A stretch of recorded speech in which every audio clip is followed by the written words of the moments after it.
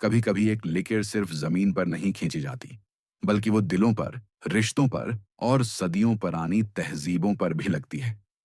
14 अगस्त 1916, एक दिन जिसका नाम हर पाकिस्तानी बच्चे को याद है। लेकिन क्या हम उस दिन की कीमत जानते हैं? आज मैं आपको लेकर चलता हूं उन दिनों में, जब पाकिस्तान बन रहा था और दिल टूट रहे थे। ये कहानी 1916 से शुरू नहीं होती, बल्कि एक सदी पहले 1950 से शुरू होती है, जब मुसलमानों ने अंग्रेजों के खिलाफ इल्मी बगावत बुलंद किया और बदले में अंग्रेजों ने उन पर जमीन तंग कर दी। नौकरियां बंद, तालीमी उदारों से बाहर, इज्जत नीलाम। फिर एक दिन एक शायर उठा। लाहौर की फजा में उसकी आवाज गूंजी। मजहब नहीं सिखाता, आपस में पीर रखना। वो थे अलामा इकबाल। उन्होंने ख्वाब देखा, एक खुदा जहां मुसलमान मुसलमान बनकर जी सकें। फिर वक्त बदला।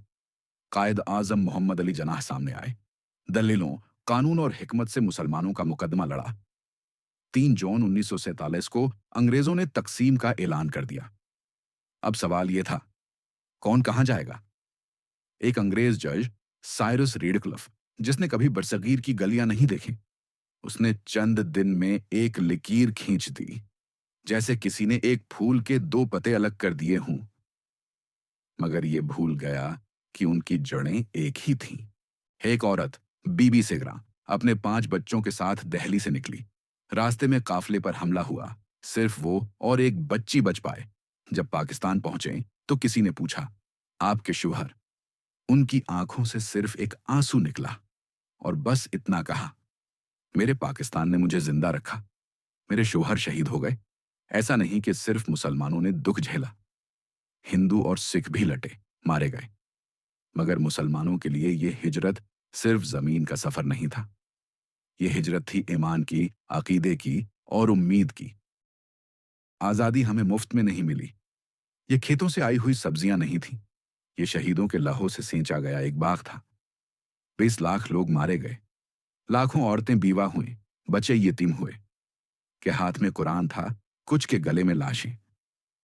मगर जबान पर एक ही दुआ थी, या अल्लाह हमें पाकिस्तान पहुंचा दे। एक शख्स, रफीक अनवर, लाहौर पहुंचकर अपनी बहन को ढूंढता रहा, जो काफिले में बिछड़ गई थी। कई साल बाद उसे खबर मिली कि वो बच गई थी, मगर अमृतसर में रह गई। दोनों ने दोबारा कभी एक दूसरे को नहीं देखा। ये थी आजादी।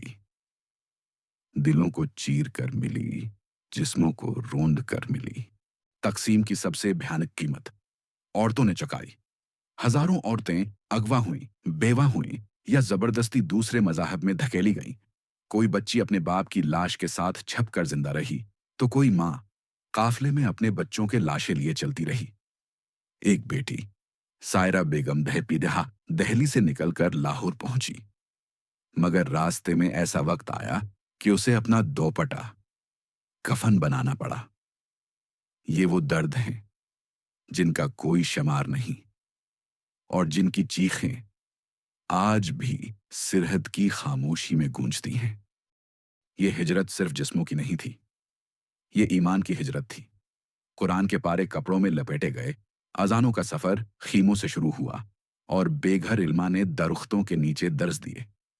कई लोगों ने रास्ते में नमाज जनाजा पढ़ी और इसी जमीन पर दफन हो गए जिसकी तरफ वह जा रहे थे। इस्लाम सिर्फ मस्जिदों में नहीं, हिजरत के हर कदम पर जिंदा नजर आया। ये कुर्बानी सिर्फ वतन के लिए नहीं थी, ये अल्लाह के नाम पर की गई हिजरत थी। तकसीम ने लाखों बच्चों से उनका बचपन छीन लिया। किसी ने आंख खोली तो काफिले में किसी का झोला लाश बन गया। एक बच्चा, अली हुसन, अपने वालिदैन से बछड़ गया। कई साल तक सड़कों पर रहा। फिर एक दरवीश ने उसे संभाला। अली आज भी पाकिस्तान के झंडे को चूमते हुए रोता है, क्योंकि ये झंडा उसे मां जैसा लगता है। ये वो नस्ल थी जो सिर्फ जिंदा रही ताकि हम आजाद जी सकें। अगर तकसीम की एक अलामत होती तो वो ट्रेन होती। ट्रेन जो कभी मोहब्बत लेकर चलती थी, अब लाशों से भरी वापसी करती थी। किसी ट्रेन की छत पर कुरान था, किसी के अंदर सिर्फ खून। लेकिन वही ट्रेन जब लाहौर पहुंची और एक माँ ने अपना बच्चा जिंदा पाया, तो वो प्लेटफार्म पर सजदे में गिर गई और कहा, या अल्लाह, तेरा पाकिस्तान आ गया। तरीने कत्ल की अलामत भी थी और दुआ की कबूलियत भी। जब पाकिस्तान बना तो किसी के पास कर्सी थी न मैज, सिर्फ खुलूस और जज्बा।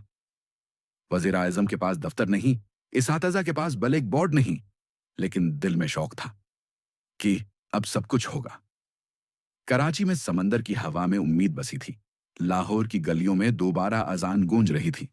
एक रेढ़ी वाला रोज सुबह झंडा लगाता और कहता, अब रिज्क भी पाकिस्तान से मिलेगा और इज्जत भी। ये एक नया सफर था जहां सब कुछ सिफर से शुरू हुआ, लेकिन मंजिल बुलंदी थी। पाकिस्तान बन गया, मगर क्या हमने उसे वैसा बनाया जैसा ख्वाब देखा गया था? क्या हम उन कुर्बानियों को याद रखते हैं जिन्होंने उस मिट्टी को हमारे लिए आजाद बनाया? कायद आजम ने कहा था, काम, काम और सिर्फ काम। मगर आज हम बहस करते हैं, तकसीम होते हैं और ख्वाब भूल जाते हैं। एक बुजुर्ग ने कहा था, मैंने अपने 2 बेटे खो दिए, लेकिन खुश हूं क्योंकि उनकी कुर्बानी ने मेरी आने वाली नस्ल को आजादी दी। हम वो नस्ल हैं जिसे कुर्बानी नहीं देना पड़ी, लेकिन हमें वही जज्बा जिंदा रखना है। अगर हम चाहते हैं कि पाकिस्तान सिर्फ जमीन का नाम न रहे, तो हमें उसे वादे की तरह निभाना होगा, ईमान, इत्तेहाद और कुर्बानी से, ताकि कल जब हमारे बच्चे पूछें, दादा जान, आपने पाकिस्तान के लिए क्या किया, तो हम शर्मिंदा ना हों, बल्कि फख्र से कह सकें, हमने तारीख को जिंदा रखा।